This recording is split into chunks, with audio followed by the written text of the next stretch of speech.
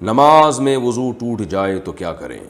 امان صاحب انڈیا سے پوچھتے ہیں اگر نماز کے دوران وضو ٹوٹ جائے تو اس حالت میں کیا کیا جائے؟ کیا اسی وقت نماز توڑ دیں یا پوری کر کے ختم کریں؟ اگر جماعت میں شریک ہوں تو کیا کریں؟ دیکھیے، نماز کے دوران اگر کسی کا وضو ٹوٹ جائے ہوا خارج ہونے سے یا پیشاب کا قطرہ نکلنے سے،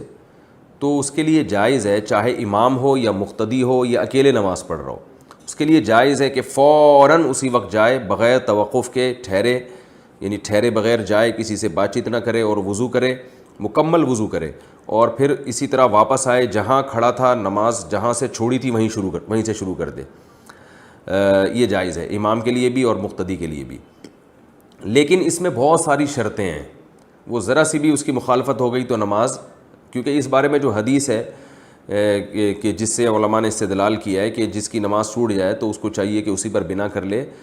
یہ حدیث خلاف قیاس ہے، اور خلاف قیاس میں یہ ہوتا ہے کہ پھر وہ تمام شرطوں کی رعایت کرنی پڑتی ہے، اور وہ عام طور پہ شرطوں کی لوگ رعایت کرتے نہیں ہیں، اور جمہور کا یہی مذہب ہے کہ نماز اس کو دوبارہ پڑھنی پڑے گی۔ صرف فقہ حنفی میں اس کی اجازت ہے کہ آپ وہیں سے نماز آگے شروع کر سکتے ہیں اس حدیث کی وجہ سے۔ تو اگرچہ یہ حدیث سند کے لحاظ سے ضعیف ہے مگر بہت زیادہ ضعیف نہیں ہے، مگر امام حنیفہ نے کا ایک جو اصول ہے وہ یہ کہ وہ ضعیف حدیث کو بھی قیاس پہ ترجیح دیتے ہیں۔ تو افضل بہرحال یہی ہے جمہور کے مذہب کے مطابق، افضل میں کوئی یعنی دو رائے نہیں ہو سکتی کہ آپ نماز دوبارہ سے پڑھ لیں تو زیادہ بہتر ہے۔ اگر نماز کے دوران کسی کا وضو ٹوٹ گیا ہوا نکلنے سے یا پیشاب وغیرہ کا قطرہ نکلنے سے، تو جہاں سے چھوڑی ہے وضو کر کے وہیں سے بھی آگے کنٹینیو کر سکتا ہے وہ، لیکن افضل یہ ہے کہ دوبارہ سے نماز شروع کر لے۔ اور ویسے بھی امام اگر یہ کام کرے گا تو پبلک کے سمجھ میں ہی نہیں آئے گا، کیونکہ لوگوں کو یہ مسائل معلوم نہیں ہیں، وہ پریشان ہو جائیں گے، اختلاف و انتشار ہوگا مسجد میں کہ یار یہ امام صاحب گئے ہیں اتنا لمبا جا کے وضو بھی کر کے دوبارہ سے جہاں سے نماز چھوڑی تھی وہیں سے شروع کر دی ہے، پتہ نہیں کیا کر رہے ہیں، پھڈا ہو جائے گا، لڑائی جھگڑا ہو جائے گا۔ میں نے ایک جگہ نماز پڑھائی،